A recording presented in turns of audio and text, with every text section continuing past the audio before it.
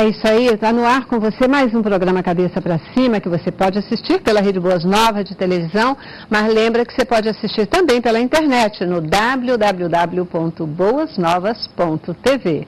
Já baixou o aplicativo da Boas Novas? É outro instrumento que você pode ter no seu tablet, no seu smartphone, e que vão ajudar você a também acompanhar toda a nossa programação. Aí a Boas Novas pode ficar pertinho de você, onde você estiver, em qualquer lugar do Brasil ou do mundo. Quero lembrar você que também tem uma outra forma ainda de você nos acompanhar, é por satélite. Você pode colocar lá um receptor de satélite e, se o nosso sinal não estiver na sua cidade, por um canal específico, você pode ter o sinal para você, particularmente, acessando o nosso satélite. No nosso site, www.boasnovas.tv, você tem todas as informações para você poder fazer essa conexão e nos assistir pelo satélite. Agora, se você não se encontrar com as informações de lá, manda um e-mail para a gente, pelo contato ou pelo cabeçapracima@boasnovas.tv.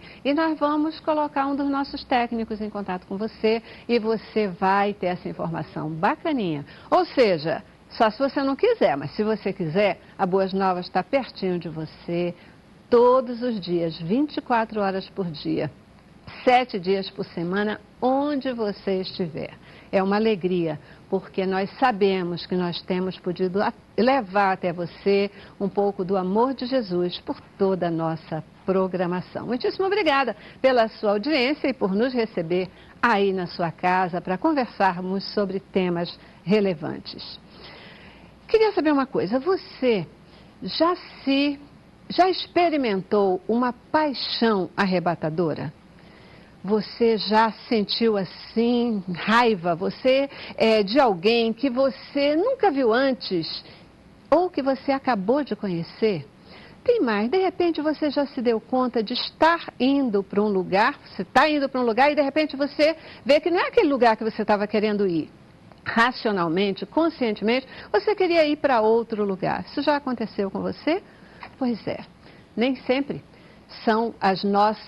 É a nossa razão ou o nosso consciente que define as atitudes que tomamos, os nossos sentimentos, as nossas ações. Na verdade, é o nosso inconsciente que responde pela grande maioria daquilo que fazemos. Agora, será que é possível a gente qualificar, identificar quais são as ações ou as atitudes que efetivamente elas vêm do nosso inconsciente? Será? Sei não, mas nós vamos saber no programa de hoje. Cabeça para Cima considera esse tema sobre o inconsciente tão importante que quer conversar mais com você sobre isso. Hoje nós vamos falar sobre as atitudes do inconsciente. Começamos com o nosso informativo e já eu volto com vocês. O inconsciente determina o nosso comportamento e a maior parte das nossas decisões. Ele sabe muito mais do que nós imaginamos. Ele armazena uma quantidade imensurável de informações e funciona como um modo automático para a vida prática. Com tantas informações armazenadas, o inconsciente representa um poderoso banco de memórias que consultamos a todo momento. Segundo o neurocientista indiano Ramaka Sadran, sua consciência responde por 10% daquilo que acontece no seu cérebro. A porcentagem pode até ser generosa. Entretanto, na opinião do psicólogo Marco Calegaro, autor do livro O Novo Inconsciente, as estimativas que medem o processamento de informações em bits apontam o inconsciente como 200 mil vezes mais rápido e potente que o consciente. Pois é, né? Uma das primeiras questões é a gente conhecer como que a gente funciona, como que funciona o nosso mecanismo psíquico, o nosso mecanismo de pensamento, como que nós tomamos decisões. Quando a gente entende todo esse processo, fica mais fácil e a gente é mais capaz de ter uma vida plena e abundante. Você sabe que aqui, no Cabeça para Cima especialmente, a gente quer ver você assim, de cabeça para cima. Isso significa uma vida plena e abundante, isso significa melhor qualidade de vida e melhor qualidade de vida passa por nós entendermos o nosso físico, a nossa alma e o nosso espírito. Cabeça para Cima de hoje vai conversar com você sobre atitudes do inconsciente. Não poderia ser diferente. O nosso time de hoje tem Ana Paula Camargo, ela que é neurocientista e pesquisadora da Universidade Federal do Rio de Janeiro. Obrigada por estar de volta aqui. Eu adoro vir aqui. E esse tema ficou em aberto e a gente vai agora conversar mais um pouquinho. Exatamente. Sobre esse tema muito interessante. Demais, Ana, demais. Quanto mais a gente fala sobre isso, eu comecei a ler também e eu tenho vontade de compartilhar com os nossos telespectadores, viu? E completa o nosso time de hoje, claro, também não podia ser diferente, o Luiz Carlos de Albuquerque, ele que é psicólogo clínico, atua na área de saúde psíquica, não te falei? Veio aqui uma vez, ó. Eu gostei, adorei a primeira e agradeço o convite novo e estou disposto a vir mais, se convidar. Perfeito, né? Recebi, assim, inúmeras perguntas, inúmeras questões, né? O pessoal, assim, muito estimulado a refletir sobre essa questão das ações do inconsciente, né? Às vezes a gente não se dá conta mesmo quanto que o inconsciente, ele decide, ou ele comanda as nossas atitudes, né? As nossas ações no dia a dia. E ter consciência disso faz toda a diferença, né? Faz toda a diferença. Quem sabe muito sobre isso é o pessoal da mídia, né? Então, eles trabalham muito sobre o nosso inconsciente. Então, quando a gente assiste uma propaganda, aquela propaganda ali, ela foi trabalhada de uma forma que o nosso inconsciente compre aquela ideia ali que ele está vendendo antes do nosso consciente. Então, às vezes, a gente vai para uma loja, como você estava falando, né, antes, né? Vai para uma loja, você nem queria comprar aquilo ali, você chega, compra, já lembra a música que tinha no comercial, quando chega em casa fala, poxa, mas eu nem precisava disso, por que que eu comprei? Né? Então, foi um trabalho muito bem feito, que o pessoal da comunicação consegue entender que o nosso inconsciente, ele trabalha muito mais do que o nosso consciente, né? Pois é. Eu, por exemplo, já me peguei nessa coisa de o caminho de vir para o trabalho, ele tem um pedaço que é semelhante ao caminho de ir para a casa da minha irmã. Então, muitas vezes eu vou para a casa da minha irmã, aí de repente digo, gente, não era por aqui, porque eu estou vindo direto para o trabalho, né? Já rotina. Um negócio assim que já parece que está num automático, automático. Agora sim, essa história de uma paixão avassaladora, ou a gente de repente ter antipatia por alguém que a gente nunca viu antes, isso acontece, né? Já aconteceu com você? Já aconteceu contigo? Com certeza, porque nós temos referências e buscamos no inconsciente. Então, as referências, elas são comuns, elas estão aí por todo lado. Então, às vezes um perfume, às vezes um tipo de vestir, né? um tipo de caminhar que você se assemelha. Por exemplo, isso acontece muito com o masculino, né? Então, ele está lá, criado ali com a mãe, então a mãe tem aquela postura, tem todo aquele carinho com ele, mas é uma mulher. E aqui, quando ele cresce, vai para a adolescência, ele tem aquilo lá atrás, guardadinho. Então, quando ele vê algo que se assemelha àquilo, aquilo traz um carinho, um conforto, uma segurança para ele e impulsiona. Não sempre vai ter aquela mesma pessoa ali dentro. E aí a gente tem que tomar cuidado com isso, porque o inconsciente costuma pegar peça na gente, né? E isso tem um lado muito legal, muito bacana, e tem um lado que é difícil, complicado. Porque quando a construção é uma construção complicada, de famílias difíceis, esse indivíduo cria um personagem e que ele busca esse personagem dentro das pessoas. E aí ele tem... A gente vê histórias de pessoas que se relacionam sempre com pessoas muito parecidas, né? Ela muda de relações, mas as pessoas têm características, né? Indivíduos agressivos, ela busca indivíduos agressivos. Então, ela começa uma relação, é agressivo, vou para outra. E aí a outra é a mesma coisa. Então, essa repetição de modelos... justamente por causa dessa construção que o doutor falou. O indivíduo constrói uma figura, né, e que ele vai buscar essa figura na sociedade. Então, ele tem... O que se pode fazer para quebrar esse ciclo maldito, né? Porque é um ciclo maldito. Sem dúvida. É uma reconstrução. Interessante quando você fala, né, a gente vai por um caminho e se dá conta que não é aquele caminho. É interessante a gente perceber também que o inconsciente ele pega peças e às vezes nos sabota. Quer dizer, eu tenho que ver o quanto que eu quero progredir, o quanto que eu quero ir à frente, e aí eu trago um pouquinho, uma coisa que ficou muito para mim como valor da última vez que eu estive aqui, foi que você falou assim, leia a Bíblia, leia a Bíblia.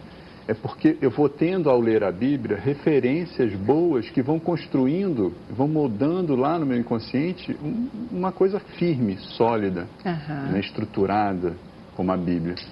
Ao ponto de que, se isso não acontecer, eu construir coisas que não têm tanta sustentação, a vida pode pregar algumas peças. E essas peças, às vezes, que prega a vida, pega com a gente através do inconsciente, na manipulação do inconsciente, ela é uma sabotagem, porque não é aquilo que eu preciso. Então, eu construí algo que não vai me fazer bem. Eu preciso de algo que me faça bem. E o que me faz bem? Qual é a referência que eu tenho do que é bom? A Bíblia dá essa referência. Com certeza. Com os exemplos, né? Nós temos vários conceitos, né? Conceitos. A gente gosta de dizer que a Bíblia, ela é um manual de normas e procedimentos. Ela efetivamente é. Porque é isso, ela traz conceitos que são conceitos orientadores de vida, né? Eu nos meus relacionamentos, essa coisa toda, e mesmo relacionamento de trabalho também tem uma coisa, é um parâmetro de vida para mim. Eu gosto assim de combinar o conceito, certo? Combinar o conceito. A essência do que a gente precisa fazer, etc. Porque a forma de fazer, eu acho que cada um acha a sua. Mas se a gente estiver alinhado no conceito, vai bem, a questão pode fluir de uma forma bacana, né? Porque eu acho que é isso que nos move, é isso que vai fazer diferença. Eu tenho que ter a direção. E a Bíblia faz muito isso, a Bíblia dá muito essa direção. E aí eu queria acrescentar a contrapartida disso, Celeste, que é aí que está o perigo. Quando você não tem uma referência de conceitos estruturais dignos, né?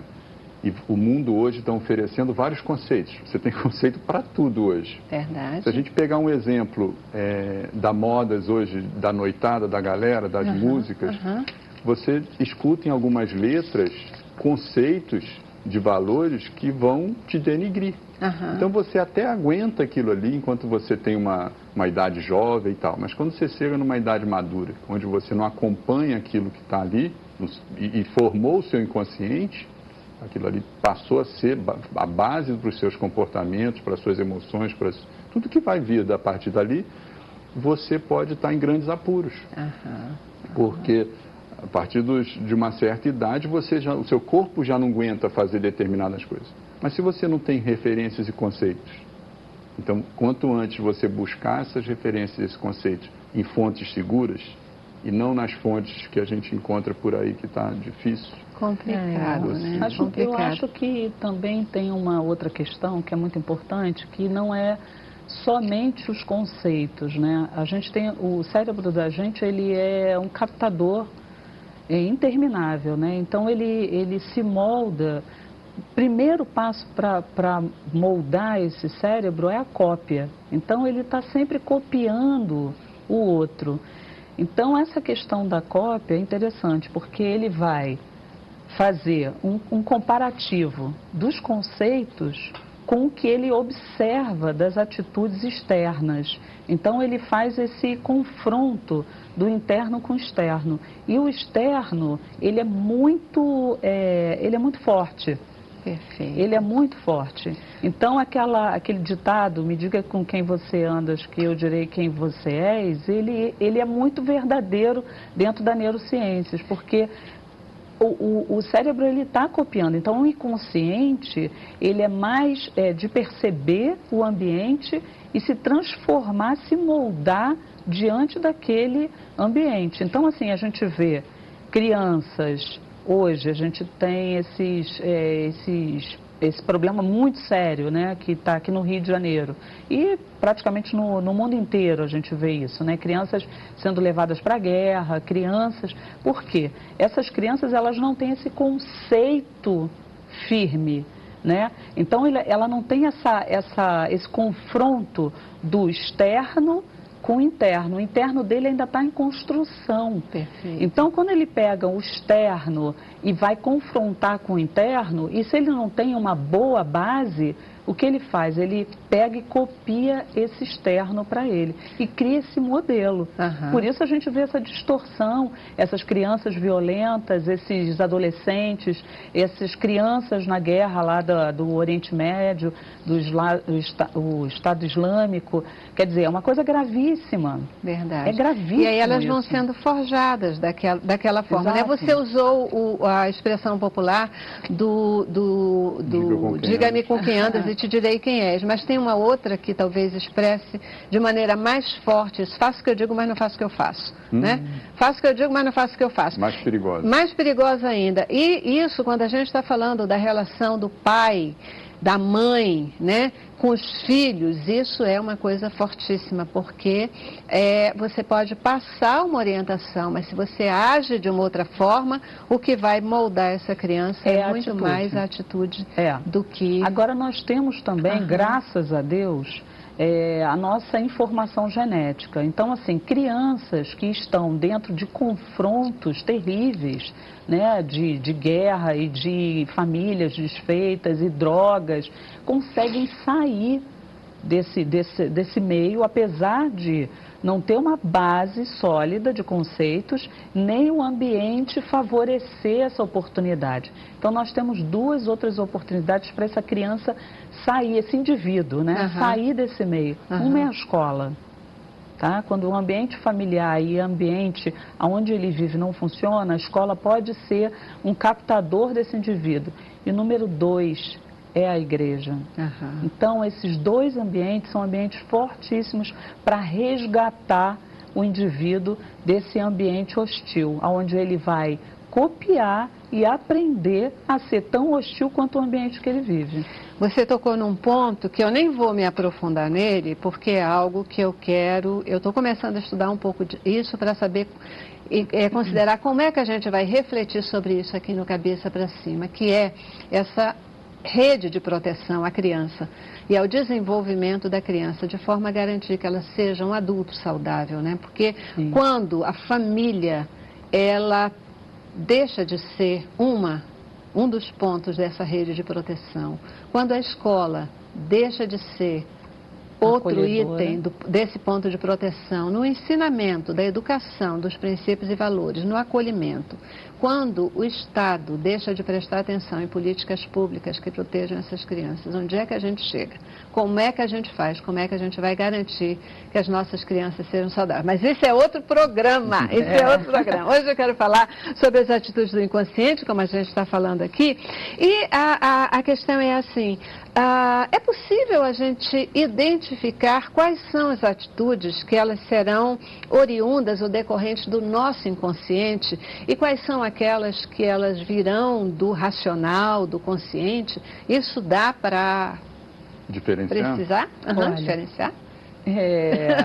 O que acontece? Tudo que a gente vê a princípio é do nosso inconsciente, tá? Então a gente está aqui recebendo uma série de informações.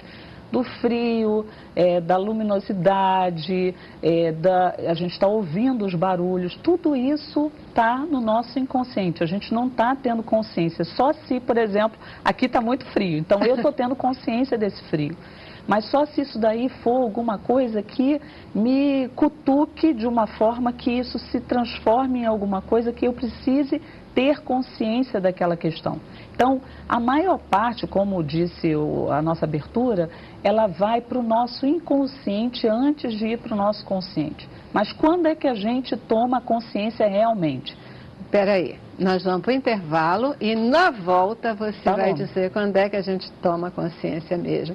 E a gente vai entender melhor o que vem do nosso inconsciente, o que vem do nosso consciente, o que vem da nossa razão, do nosso racional. Tá bom? Ok. Vamos lá.